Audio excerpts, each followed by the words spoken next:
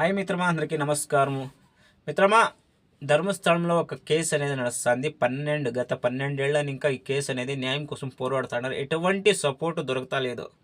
ఇది ఏం జరిగింది, ఎలా జరిగింది, ఏమిటి గురించి అని చెప్పాలంటే, వివరంగా చెప్పాలంటే మీకు కన్నడ అర్థమయ్యేటట్టుంటే నా డిస్క్రిప్షన్లో ఒక వీడియో అనేది పెడతాను. అక్కడ వెళ్ళి చూడండి. నీట్గా explain, pin to pin point కంప్లీట్గా ఎక్స్ప్లెయిన్ చేశారు.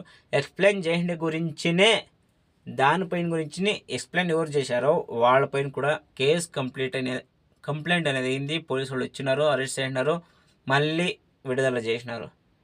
జస్ట్ ఒక పర్సన్కి వీడియో తీసి ఇది చేసిన దానికే కంప్లైంట్ చేసినారు.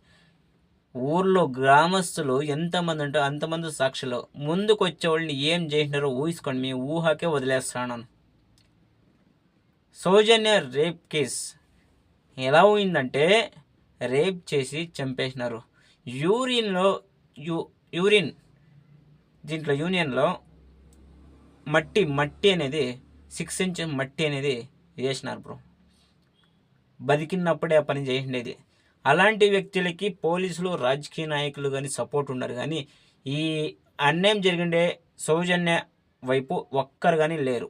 ఒక్కరు కానీ వచ్చే వాళ్ళని కూడా రాజకీయ నాయకులు, పోలీసులు ఇండైరెక్ట్గా తప్పిస్తున్నారు కానీ డైరెక్ట్గా తప్పిస్తలేదు. ఎందుకంటే వాళ్ళ మీద రాకూడదని. ఇది ఎలా అంటే నియతగండులకి కాలం లేదు అనేదానికి బెస్ట్ ఉదాహరణ మన హైదరాబాద్లో కూడా నడిచింది.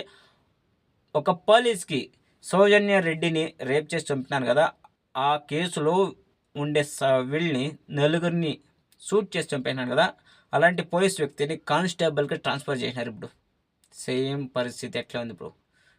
వీడియో చూడాలంటే డిస్క్రిప్షన్లో వీడియో ఉంది, లింక్ ఉంది, వెళ్ళి చూడండి. సబ్స్క్రైబ్ చేసుకోండి బ్రో.